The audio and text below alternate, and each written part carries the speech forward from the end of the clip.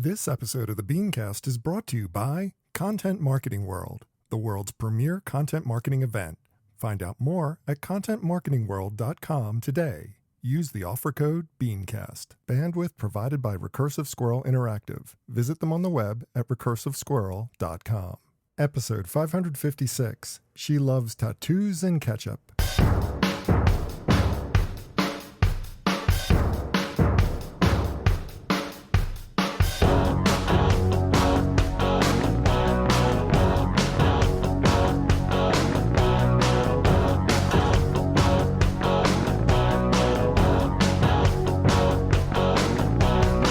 For Monday, August 19th, 2019. It's time for this week's edition of the BeanCast, a weekly discussion about the news and issues facing marketers today. I'm your host, Bob Norton.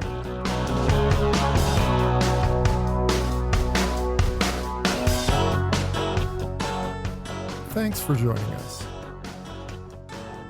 We've all heard the maxim, consumers vote with their wallets. But too often we find consumers are less committed to their values than they indicate in surveys. So how should brands respond to angry consumer calls for boycott? Tonight we'll discuss. Also navigating game culture, the counterintuitiveness of great creative, establishing the true value of your agency, plus the good, the bad, and the ugly. That's the lineup. Let's meet tonight's panel.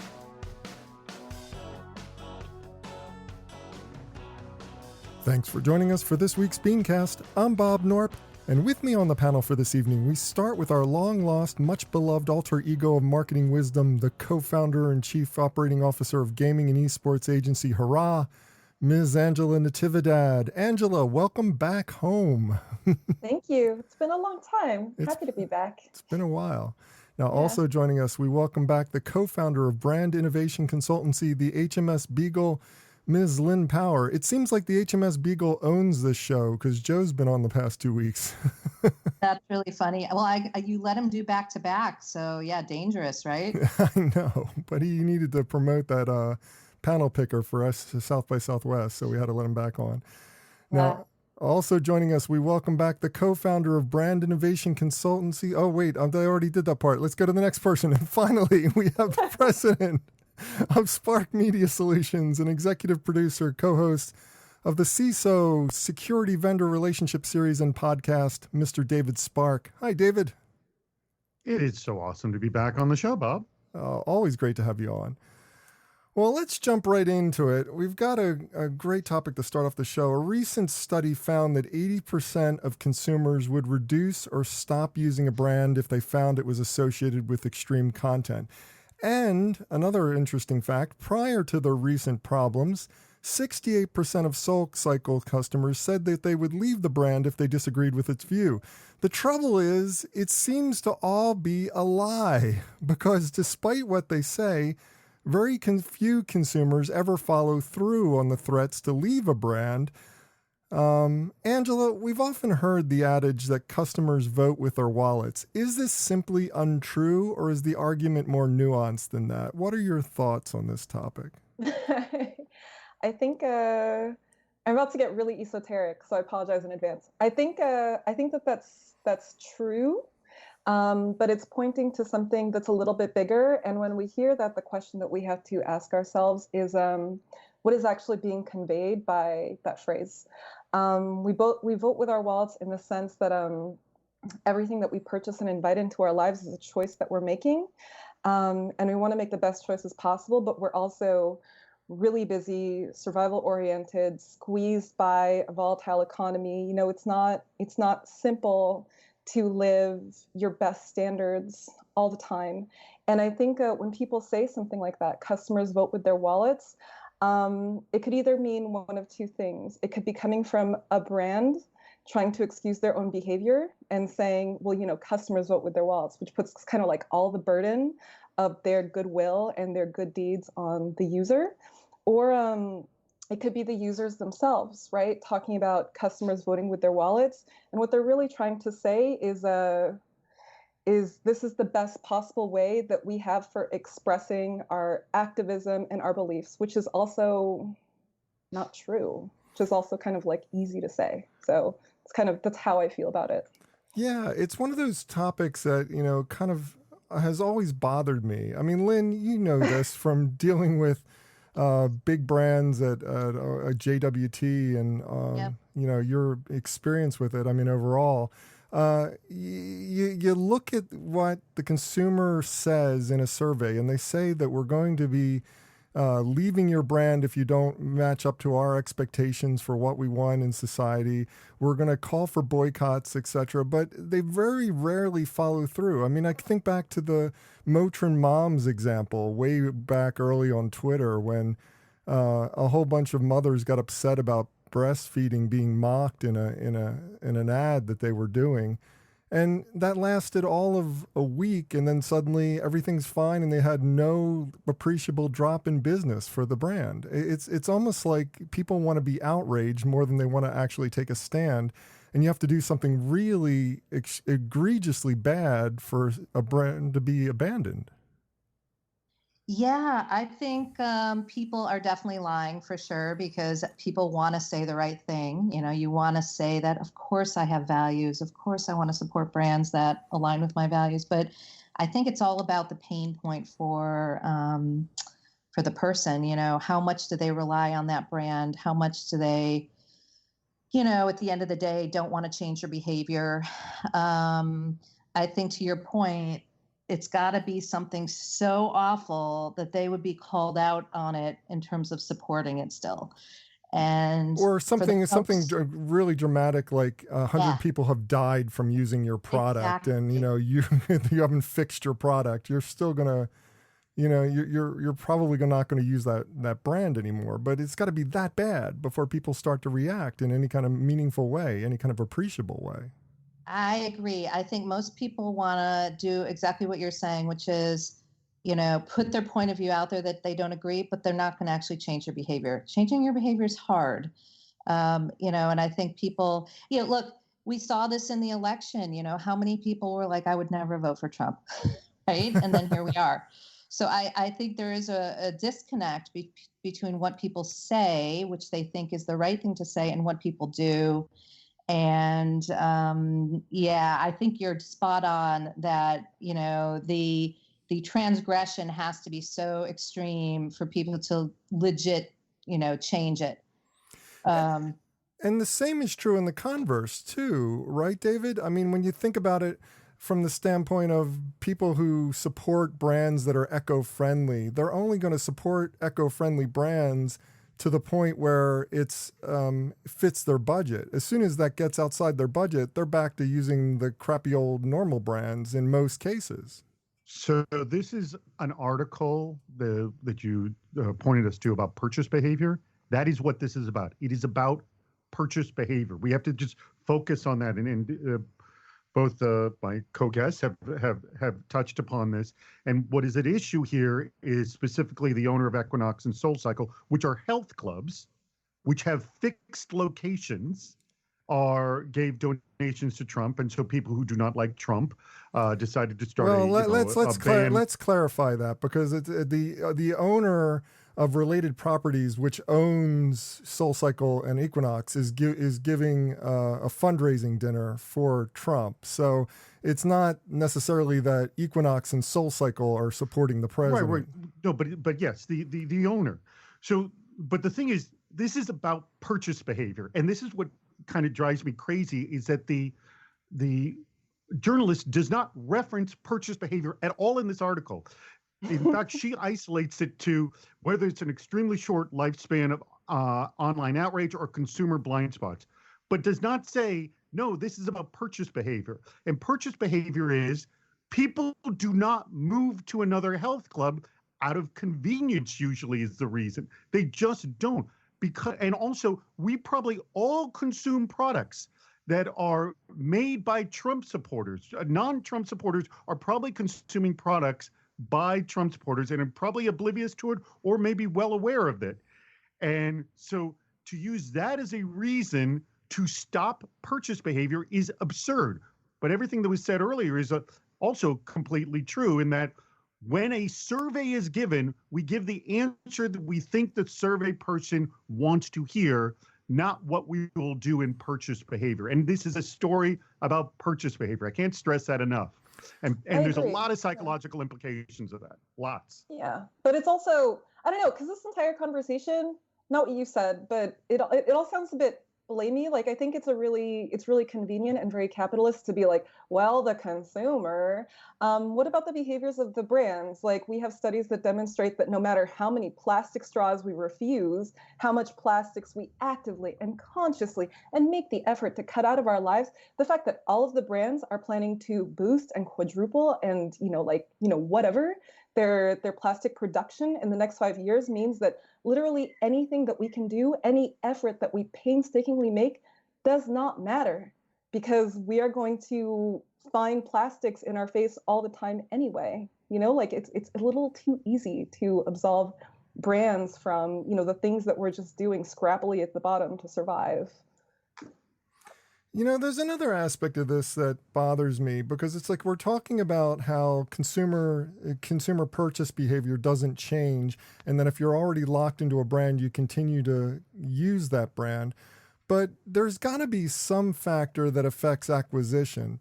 And I'm wondering if we're not really accounting for the true impact of brand malfeasance or brand being called out for bad behavior.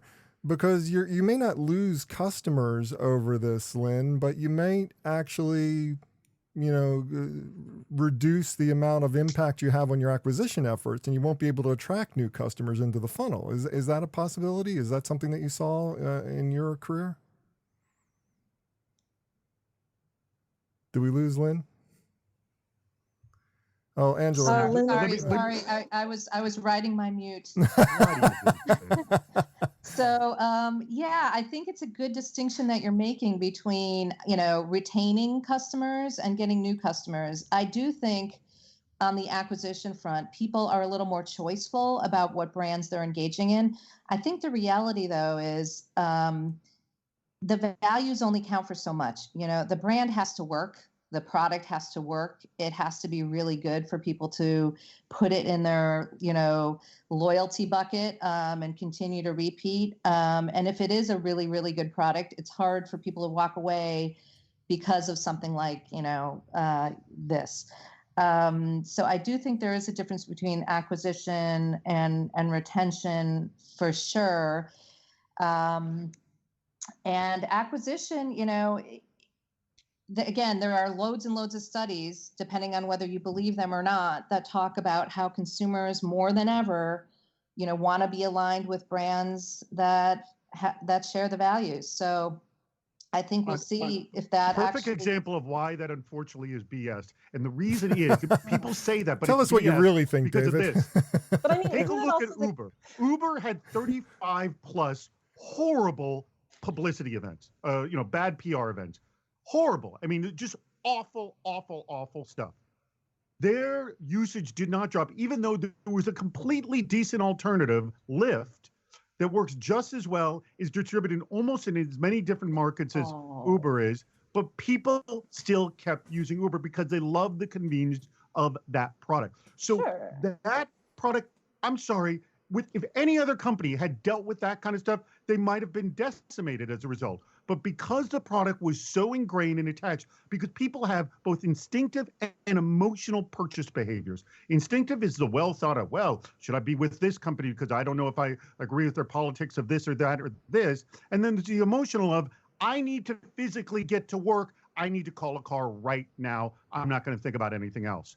So you got to realize it just boils down to that. And in the case of this story with the health clubs is, I'm sorry, the Equinox or the Soul Cycle might be the closest health club to that person, and it would be extremely inconvenient to go to any other health club. Isn't it also the case that health clubs are notoriously difficult to get out of as well? It's not like changing your bread brand next week. Right. It's like you're stuck in them for like a year. Often that is the case. Yeah. So if you say, okay, well, I'm going to cancel my thing in a year. Yeah, there's a lot of variables here. I mean, you put up a good point. Physical location, fixed location, long contract. So yeah, it's not easy to walk away from. Well, one of the things that occurred to me when I was reading this article was that during the typical social media dust-up, we've always encouraged immediate brand responsiveness. Ever since the early days of social, you've always heard that, Angela. Make sure you get out there ahead of it. Make sure that you're responsive. Make sure that you're talking to your consumers and not just hiding hiding behind your brand. But is it a better recommendation to simply wait out the storm in some cases? Not to necessarily come out with some kind of mea culpa right away, but just acknowledge consumer anger, but not necessarily move very quickly to fix anything, because that doesn't make any sense. Wait out the storm, see what needs to be fixed versus what is just outrage and you don't need to respond to it, and just be more thoughtful about how you handle your social approach. Yeah, you're talking about posturing appropriately. I think there's something to be said for the fact that brands have an incentive for posturing appropriately. It enables them to, as you mentioned, wait out the storm once they've done their sacrificial and appropriate apology. And consumers expressing their rage is also an appropriate posture that kind of absolves us from any other change. There's lots of reasons not to change, but posturing appropriately, especially in the social universe, and lots of social media founders have talked about the dangers of this, kind of makes us feel like we've done something. And something else that occurred to me, is this more a signal of brand power or consumer inertia? I know we talked about purchase behavior a lot, David. You talked a lot and very eloquently about how consumers purchase behavior is really the guiding factor of this article, that it's not about necessarily the article outrage. Doesn't say that. But right. But about. that's the guiding spirit of what it's about, and you're really getting to the heart of that. What I'm asking is this a signal of brand power in any way? Is this a signal of people love brands in spite of their behavior, or is it more consumer inertia and our inability to really act on our ethical stances in society? Well, this one is not. I don't think this is a good example. This one, because of don't stick on this one. Yeah, I mean, it's just like I never intended to get into the brand. It's not easy to leave a health club for a multitude of reasons, like contracts, like physical location, and things like that. Right. But I would point to the example of Uber and Lyft, which, I'm sorry, that was an easy switch that anybody could have made, but they didn't make it. And why didn't they? Is it because the product was so good and the brand was so strong, or was it more consumer inertia? It's too hard to sign up for a new service. Honest to God, I couldn't tell you, because personally, I don't have Uber on my phone solely for the reasons I said earlier. I think the brand is a travesty. It's disgusting. Yeah. And Lyft works perfectly well. I've never given Uber $1. And I have been very happy with Lyft. Now, Uber has, I'm sure plenty of great employees, and there are awesome drivers, and many of the same Lyft drivers are also Uber drivers. So I know there are good drivers out there. There's no question about that. But the way that the company handled themselves, just tragically, is the reason I chose not to go with them. I couldn't honestly tell you why others didn't. It's not that difficult to sign up for another service. I guess the difficulty is entering your credit card information. If people are that inert that they can't do that, I guess, in this situation, either they didn't know about all of Uber's bad press, or they just don't care, or they were truly much happier with the Uber service as compared to Lyft or anything else. No, well, I can talk a little bit about that, because the story about Uber specifically is Travis Kalanick came up with Uber when he visited Paris for Le Web, and there was a huge problem in Paris that I think is reflected in a lot of other markets, which was taxi cab service is terrible. You could spend hours on a Saturday night just walking stranded, and no taxis would want to pick you up. So Uber had this really nice convenience service offering, first mover advantage. The next issue is how much money, just on top of that first brand, that first mover advantage, that investors poured into it to enable it to develop this enormous market monopoly. Even today, I don't have Uber on my phone. My agency doesn't use Uber. We have a perfectly good and convenient sort of Paris offering that's just as good.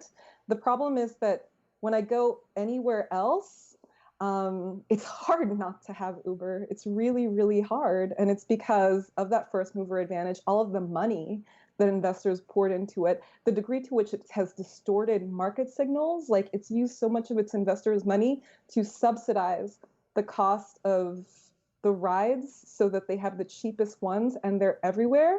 So, I mean, there are a million reasons why Uber is dominant and still can suck. A lot of it has to do with what kind of decisions do investors make when they decide to invest in something. But I think there's a bigger conversation around what David's saying, and it's not just about whether or not the Uber has a first mover advantage. Say you're in San Francisco, Lyft and Uber are on par. You're in New York, Lyft and Yes. Uber are on par. Sure. There are two equal choices that give you the exact same service. Why is it that Uber still dominates in both markets in terms of the number of I would rides? ask the same question. I'm yeah, confused. it's like, is it brand power, or is it identity, or is it just inertia? I think that's at the heart of the question. Because in Atlanta, it's not the case. In Yeah, smaller but- markets, it's not the case. In Hamburg, in Berlin, it's not necessarily the case. Every time you change markets, you're not going to find the local offering and download that into your phone next. I mean, Yeah, I mean, agreed. I mean, it's just like from a standpoint of a traveler, somebody going from market to market, it's just like one service is clearly better. But I'm just talking about in a single market, which is the defining factor. I mean, Lynn, any thoughts on this?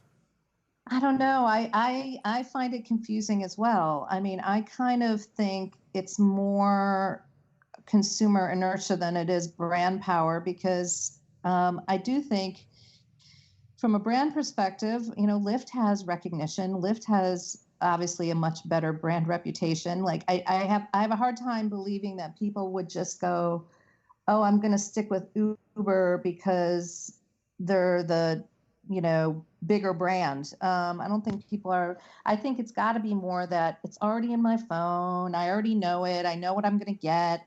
It's a good service. It's inexpensive, whatever. I think it's just people are lazy.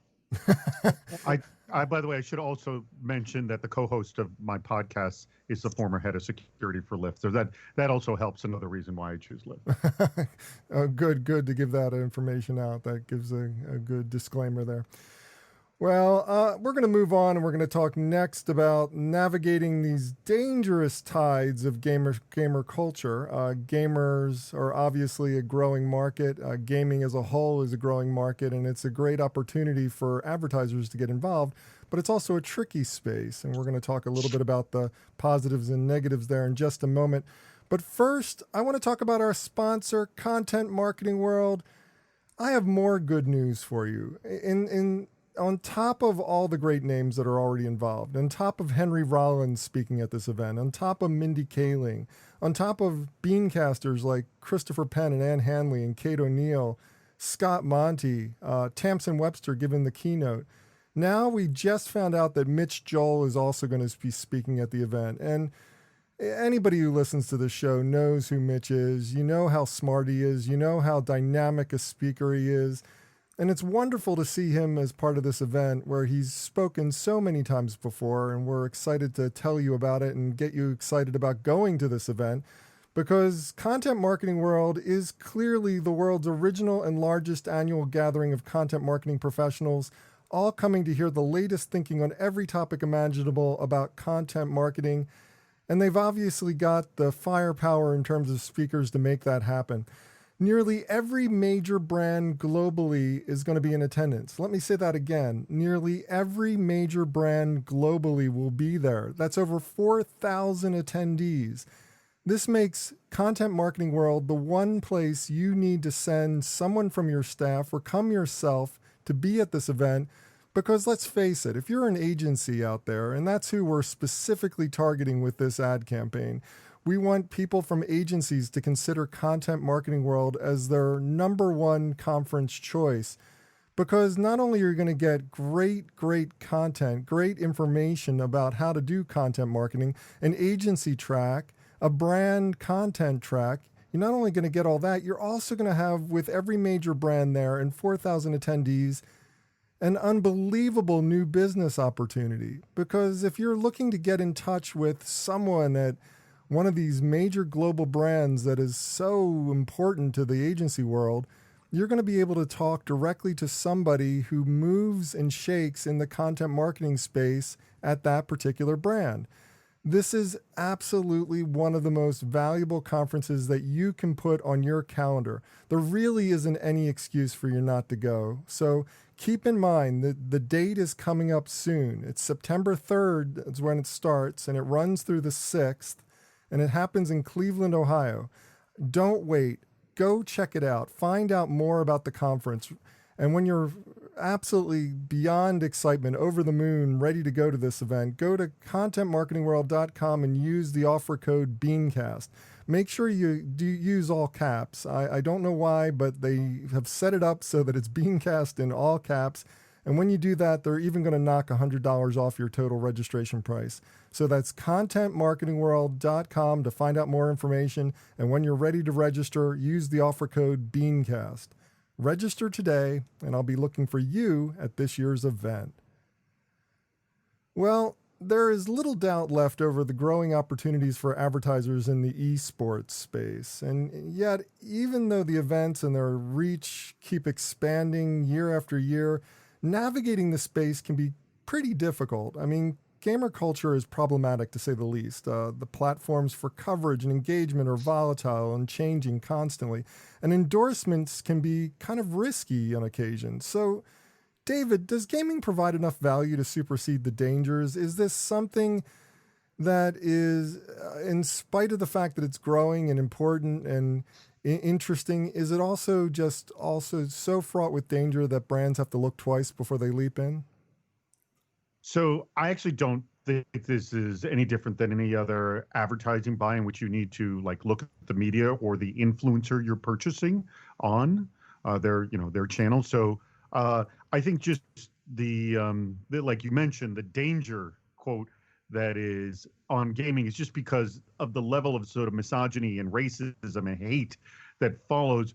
The variable is just so much higher because, you may not like a television program or slightly not like a YouTuber, but they may not behave to such extremes as sometimes certain gamers do. So again, it's only certain gamers, not all for that matter. So it's two questions.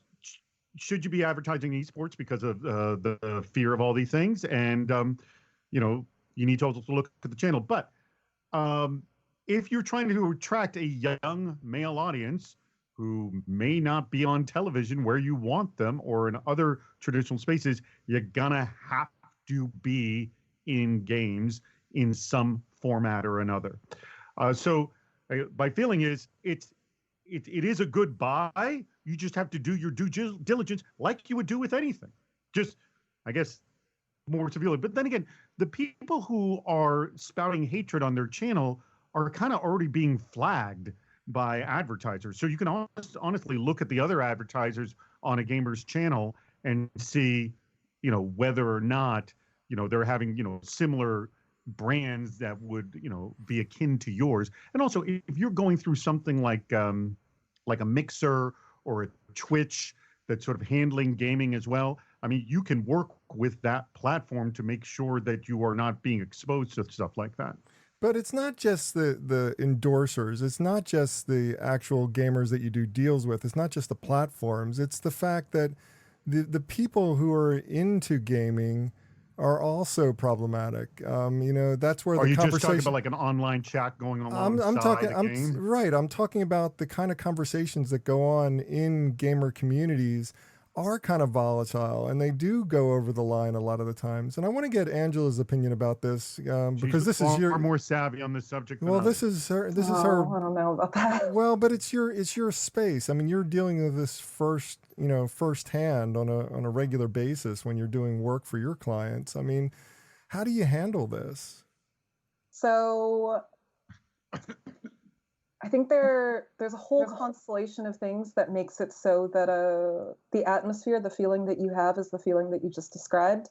The first thing I'll say is that when we started Hurrah, one of the things that was really shocking to us, like when we had our test presentation and we were testing it on good friends and advertising and branding, et cetera, or even when we started pitching brands in our first year, the biggest difficulty we had was that all the data was good. The promise was there. But the biggest difficulty that we had was that people already have a kind of a stock stereotype about what a gamer is. I think that this is kind of going away, but it's also shifting in a way that's not necessarily positive, right? Like when esports started touching upon the mainstream, people were like, oh, but it's a bunch of kids and it's boys in their basements and they have no money and they're awful.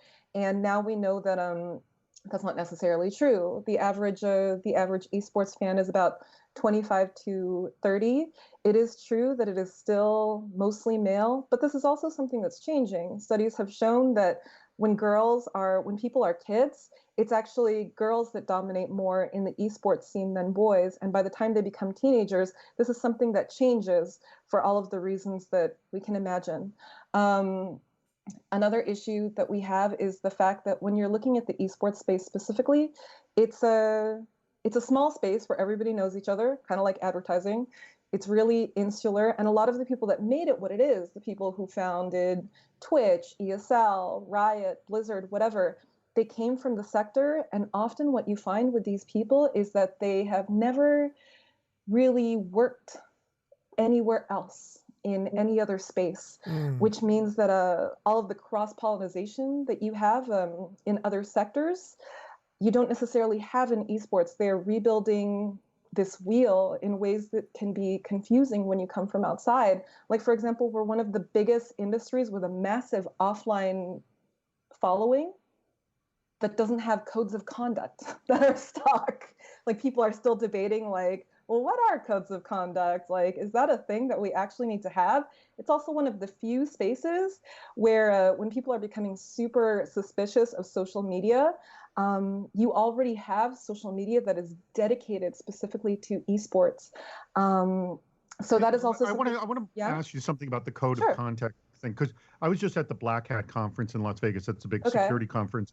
And I went to a few parties that had these signs at the party that said code of conduct, and we respect all people, regardless of race, here we go, color, religion, sexual orientation. And I was thinking, what has happened that this sign needs to exist? Like, what? Why do we? And was that sign, honest to God, going to stop anyone?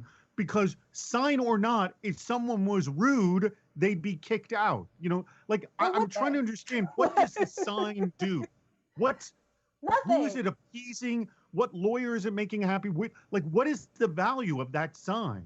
So it goes back to posturing, right? Like Blizzard is donating a lot to women's groups. Riot is too, because they're really nervous about all the stuff that people are sort of discovering about the space, et cetera. I think one of the biggest personal frustrations that I have about the space is that it suffers from something that a lot of social media suffers from, which is how do you manage or police behavior that can be really toxic online and then lead to offline consequences? That's not something that we've necessarily grappled with anywhere else. But the second thing is also, I don't know, and this is kind of like a really strange thing. When you're in the esports space specifically, like, just because of what I was saying, because so many people who have made esports come from inside esports, they don't tend to hear what's happening outside of the esports world, outside in marketing, in journalism generally, right? And the biggest fight that happens between esports people, it's maddening, is well, what esports are actually esports? What is esports? It's this annoying philosophical argument that they're having. And what they're not realizing is that while they're busy having a fight about, well, is fighting games esports? And should mobile count as esports? Outside that bubble, journalists and marketers and everybody who's ever had a negative experience is actively branding esports as a result of, for example, mass shootings or how people already feel about video games. And there is no actual offensive within esports to fight that because we're all busy fighting with each other. I'm glad you brought that up. That one aspect of gaming always being brought down by this constant barrage of people's opinions that somehow violent video games are causing mass shootings, and the data clearly refutes that in every case. I mean, the data of every study shows that violent video games do not cause mass shootings. However, there's an interesting op-ed from Brianna Wu, and if you don't know who Brianna Wu is, she is the founder of Space Cat Games, I think it's called, and she was the target for the original Gamergate argument that went after her and her family and violence. That was pretty awful. Yeah, it was awful, everything that happened to her. But she wrote an op-ed in the Washington Post that says that clearly violent video games do not cause mass shootings. However, gamer culture, which is predominantly dominated by angry white males, is so angry and so volatile that it does inspire the kind of conversations that lead to things like mass shootings. And that is really concerning if a brand's looking to get involved with this space to navigate that reality. There are a lot of diverse and really strong communities that valorize people that feel different from the mainstream. Unfortunately, one of those communities is this sort of incel, toxic, nasty, boyish world, and it is the biggest one that we can see. I totally agree with that. One of the biggest benefits that advertisers bring is advertisers in mainstream branding. They're really good at bringing progressive values with them. That's something that esports really, really needs. So, and I think that there are a lot of sincere people that are trying to work on it. But like I said, we don't have a lot of cross-pollination. There's a lot of fear of sort of isolating or alienating the core audience. And it's also, we're still dealing with a lot of prejudices from the outside as well. Like, I mean, there's a case to be made that sports is also really sexist and awful. Like, I didn't even know until this year that American women's soccer is like one of the best teams in women's soccer in the world. Like, I did not know that. And, but the best thing that sports has going for it is this really strong positioning, right? Sports is about teamwork and discipline and community. And because it has this really strong positioning that's a lot stronger than a lot of the negative things that can happen in sports, it creates a trickle-down effect where people are encouraged, like all of the stakeholders within sports are at least encouraged to pay lip service to those values. Esports doesn't have this yet. One, because it's young, and two, because it's still having a fight over like, well, what is esports? Well, it's one of those conversations that's ongoing on this show. We've had it many times before, and I'm sure we'll have it again. It's such an exciting space, and there's lots of opportunities to get involved with it, but the challenges are real, and it sounds like it's still kind of something that brands need to tread very carefully into this space. Not avoid it, but tread carefully into it. But they're important problems, and they're also problems that are reflections of larger things in our world, right? Like larger values that actually exist that we don't like to talk about. Well, moving on to the next topic, agencies love to tout the value of great creative and high concept work. The problem is the numbers almost never bear this out. In fact, according to one expert writing in Adweek this past week, less conceptual, more organic looking content typically performs best in almost every case. Now, even the author of the piece cautions that great creative still has a place in the industry. It's important for branding, it's important for identity. But Lynn, are we focused on the wrong thing in centering so much attention in the agency world on creative output? Well, I think, the obvious thing is that the definition of creative has completely changed, right? So what we used to think of, great creative as like a really amazing TV spot is obviously like super old thinking. And the reality is there is a lot of merit to performance media leveraging tools and science to optimize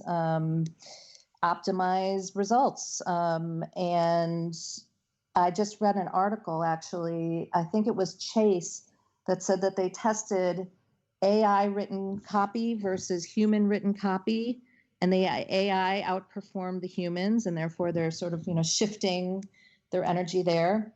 But the reality is, I do think from a brand perspective, meaning like really understanding what a brand is about, what it stands for, you still need those I would say human powered pieces of creative that will help kind of ground everything or stitch it together. If you only did, performance media, I think, you're going to have a brand that looks very different. I'm interested in learning more about what this article is referencing, because it's easy to say that it's all about performance media, and that's the way I read the article. But I'm wondering, from a standpoint of branding, isn't it true that the more organic looking content, even from a brand perspective, is performing better in terms of brand impressions and engagement? I mean, you look at what's on Instagram. Not everything on Instagram is a performance-based media buy. A lot of it's just plain branding. May I qualify this, though, a little bit? Sure. First of all, just a mild correction. It was actually an Ad Age article, not Ad Week. Oh, was it Ad Age? Okay. Yeah. But the offer, this That's needs the to be first highly, time highly ever. qualified, That's the right? first time ever in history that someone confused Ad Week with Ad Age. It's never happened. Never happens ever. Never happened before. And I'm sure they're shocked themselves. They're shocked that I came up with Ad Week instead of Ad Age, talking about an Ad Week article, but that's beside the point. So the author offers no data to support their claims. Let's start with that. There is no data in this article to support their claims. Second, the person who wrote it is part of a paid-for group called the Ad Age Collective. He is obviously writing from his own interest. And last, he only takes a viewpoint of Facebook ads. So this is going to be a highly qualified discussion here. It's extremely narrow focus. Okay, yeah, There's but no data to we're not support it, and we're only we're only talking about this one article because I have the reference. I referenced this article, but I mean, this comes from a lot of our personal experiences with any kind of effort, from branding to direct marketing, online, offline. Organic looking stuff is performing better. People are more excited about it. It's affecting how people are approaching things like the TV commercials they're shooting. It's affecting how people are doing print ads. I mean, creatively, we're looking at the problem as an organic creative problem, and how can we make this look more like the content around it? I mean, this is the whole basis of native advertising. It's all about trying to look like part of the content, and it's performing better because people are mistrustful of advertising. And, that's really the heart of this conversation. But isn't making something organic to look like the thing that you wanted to consume, but getting consumed by something else, which is not what you wanted to consume, isn't that a form of deception? And would you trust a brand whose way of communicating with you is deception? I don't think this is an old world theory. I just don't think deception lasts. You may get some click-throughs, but I don't think it lasts. Yeah, I agree with you. Yeah, I just watched that Cambridge Analytica documentary on Netflix, and it is, when you see the way they started to talk about it in the beginning, it was performance marketing. It was contextually targeting the messaging to people that would be receptive, which is not so different than what we do as marketers. Obviously, there's a line that was crossed, many lines, but I think there is a fine line between, making something engaging and relevant versus making it unclear that it's a brand ad or just being outright deceptive. But I don't know. When we're talking about native advertising, like we're putting a lot of focus on this idea that native advertising is meant to look organic, but I feel like the real reason why native advertising works is because it puts the incentive on the brand and on its agencies and production companies to produce advertising that provides a value add that's a lot more than click here. It's a value add that's supposed to resemble content, to provide the same sort of emotional payoff that content does. Like one of my favorite examples of this is the Carmilla mini series that was created for a tampon brand. I think it was like Kotex or something, and they took a vampire novella that's older than Dracula, and they turned it into a modern story that was LGBTQA positive, that passed the Bechdel test, that was really strong and gorgeous, and that didn't actually talk that much about tampons at all, although they created, these sort of side PSAs about, like, do vampires use tampons, which I thought was really cute. At Hurrah, we have this idea, which is seduce and reassure. Most agencies are only good at only one of those things. If you seduce too much, if you're, only creative focused, you're kind of a one-night stand agency. If you're too reassuring, like only data focused, then you're a really nice agency to marry long-term, but you're sort of boring. People want to fall in love with things. They want to have that spark. And but they also want to feel good about the decision, which is where data comes in, which is why we have to pay attention to data. When you're talking about AI specifically, the interesting thing about AI is that AI is fed by data. It's fed by algorithms, and algorithms need to understand how to value information and how to behave in certain contexts. The spark that people bring in when they're being creative, when they're trying to creatively solve problems and ride cultural waves, is that our value systems personally are actually not static. Our values change from moment to moment and situation to situation, which is part of what makes work that we can sometimes do in advertising really captivating. You need to be able to do both. Agreed wholeheartedly. And that's a perfect segue into the final topic of the evening, which is expanding on both this previous topic and one from last week regarding the move toward project work. There comes a suggestion that maybe the jack of all trades approach to agency services needs to be replaced by focus on doing one thing really well that we should hammer home with the client.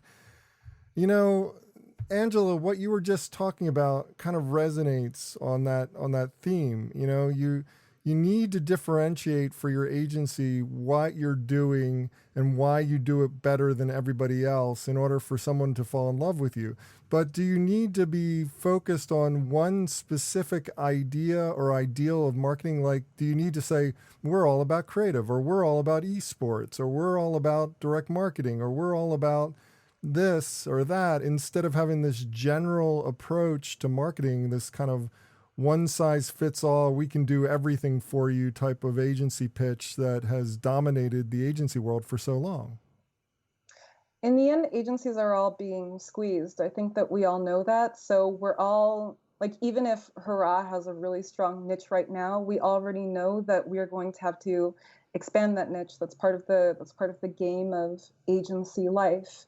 On the other hand, one of the things that I learned when I was working in startups was it's just a really easy shorthand for people to sort of understand what you do and why they should come to you, to be able to say something like, we're the Airbnb of blah, blah, blah, like catering parties, whatever. I think that niches are helpful as a shorthand when people are, they walk away from your pitch and they're trying to explain to their boss or their colleagues what they just saw and who you are. They need like a 1-second thing that they don't have to think that much about. And that becomes more and more important as we move from the AOR type relationship to the project-based type relationship, where you're having to constantly prove, why am I spending money with you this time? It's because I'm the only agency. One-night stand relationship. Yeah, I'm the one that does this for you. Lynn, what do you think about that? I mean, you come from both the AOR originally type of relationship, and now you're more in the project-based space. What would you say? What would you say to this? Yeah. I mean, I think regardless of whether you're, a more generalist agency or niche agency, you still need a clarity of your positioning for somebody to be able to say in a minute or a sentence what you do. Yeah, So definitely. to me, that's sort of just table stakes.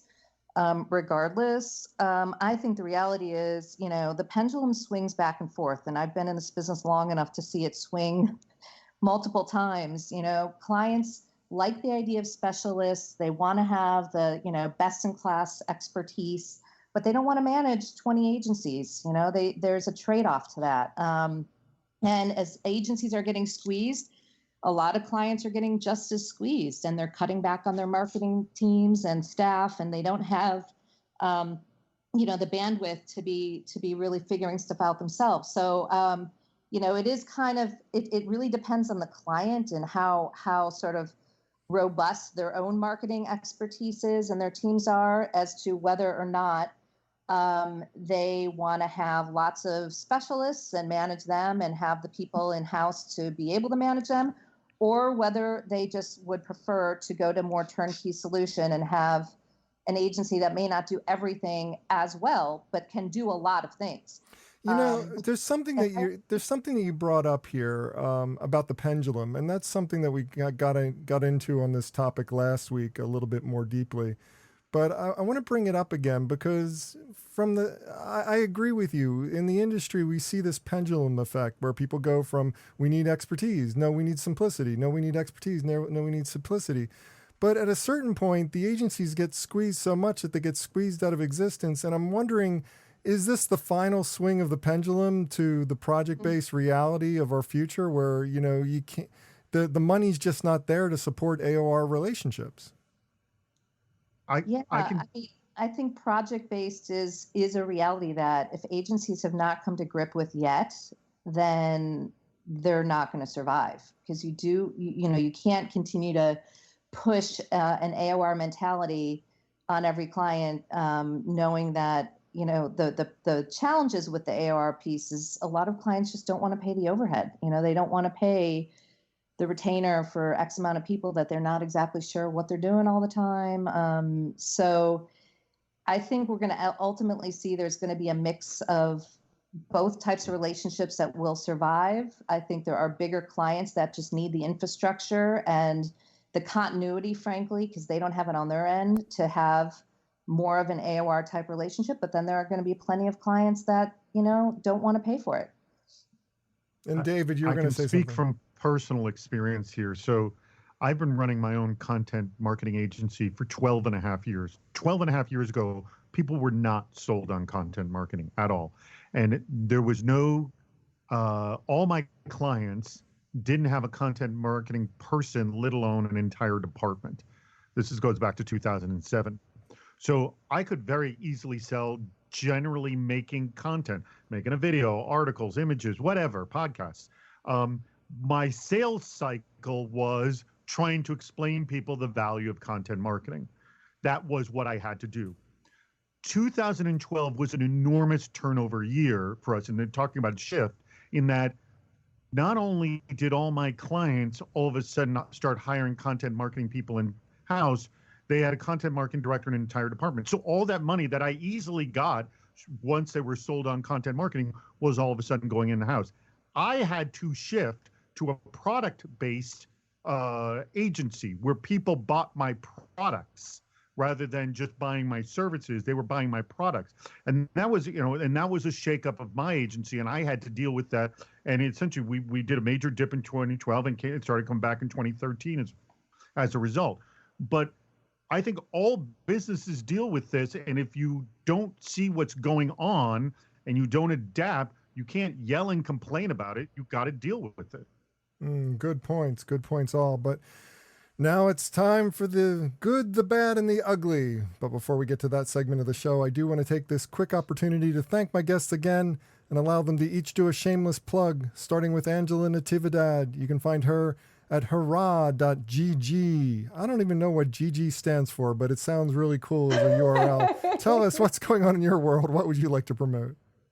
GG in gamer language stands for good game. Okay. No, not too much actually. Yeah, check out Hurrah if you're ever interested in esports.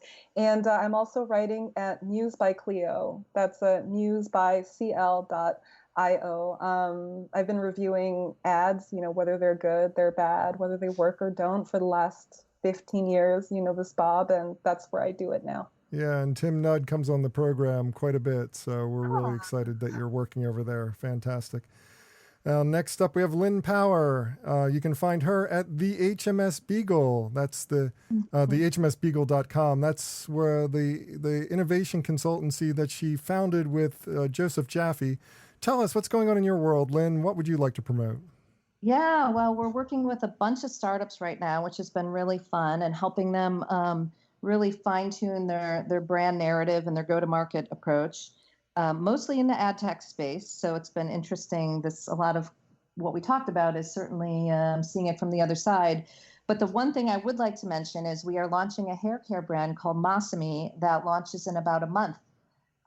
So we're really excited about that. It's a Japanese ocean botanical, and you'll be able to find it at lovemasami.com.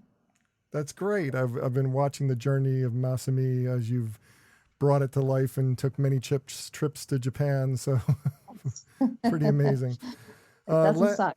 Now, last but not least, David Spark. You can find him at sparkmediasolutions.com. Tell us what's going on in your world, David. What would you like to promote? Well, I'm coming back to New York. I saw you in New York the last time I did this. So my media brand, I have a media brand called the CISO series. CISO stands for Chief Information Security Officer.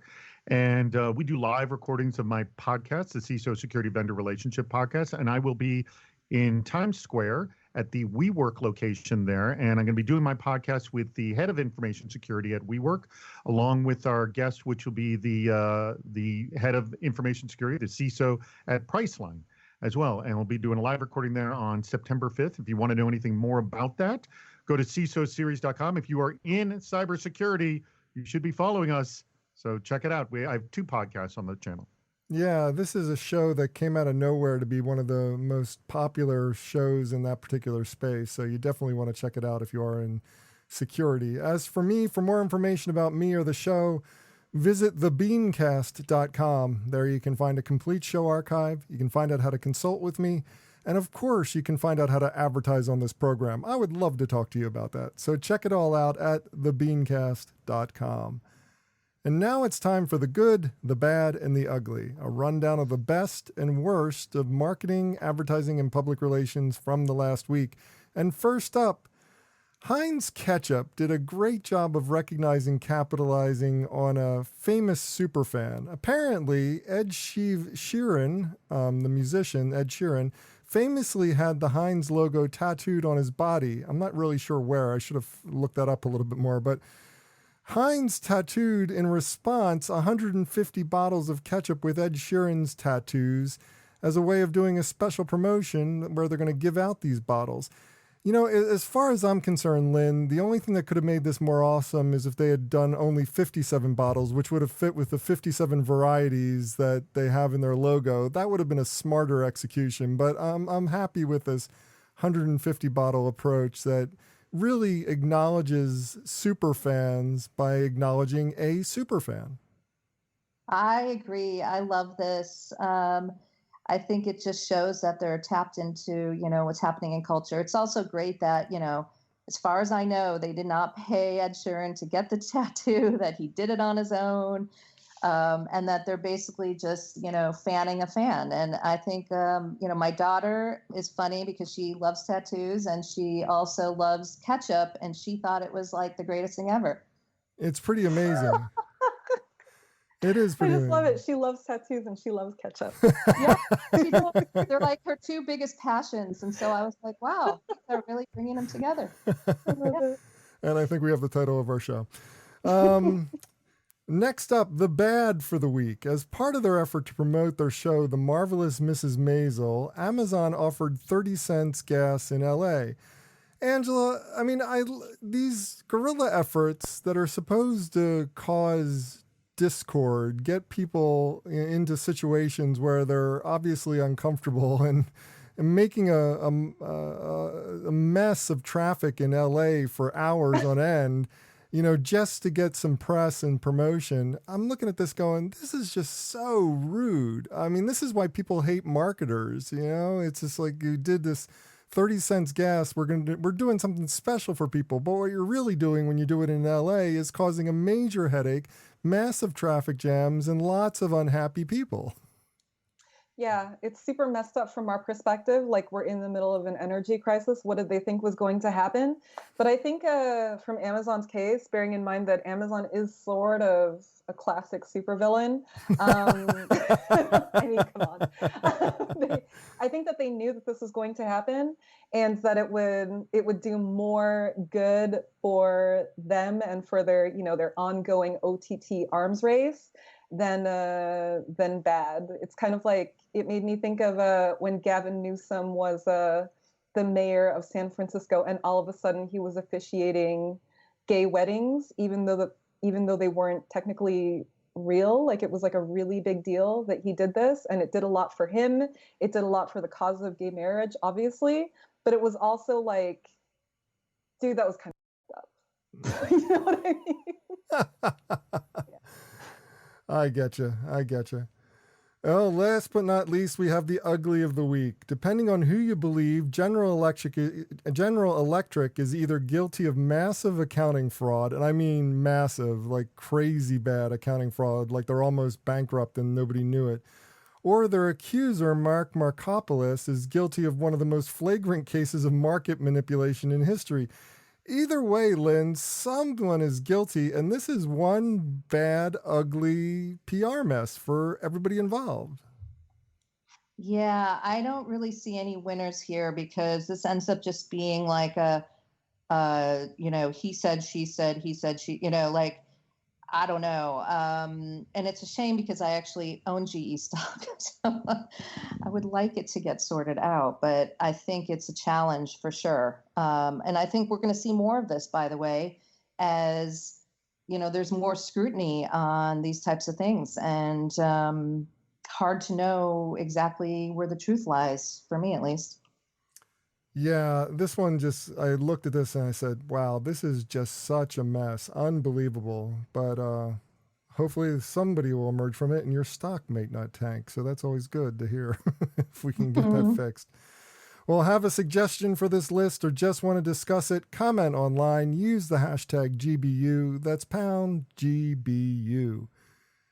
And that does it for this week's show. If you'd like to subscribe to this podcast, visit our website at thebeancast.com and click on the subscribe link.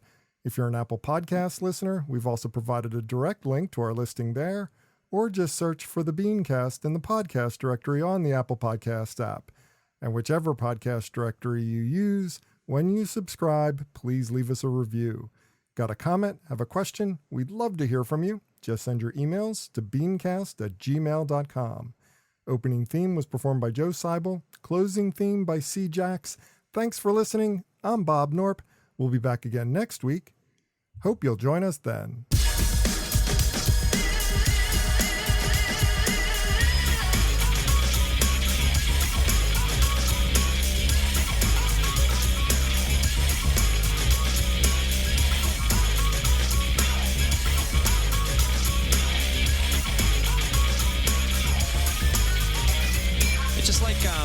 You know what I mean? It's like if it's, you know what I mean? I don't know, man. Just like, okay, it's like, you know what I mean? Like, it's like totally like that. It's like, I don't know, like if it's, it's like, you know what I mean? Yeah, it's just like kind of, it just seems like it's just like almost exactly.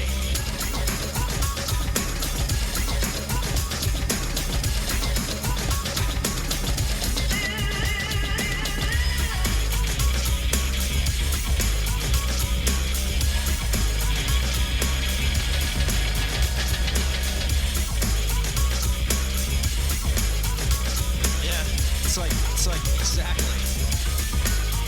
Yeah.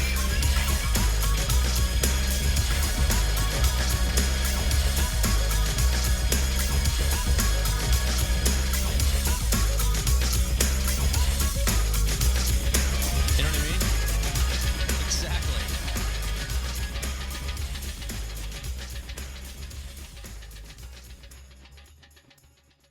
Cool beans.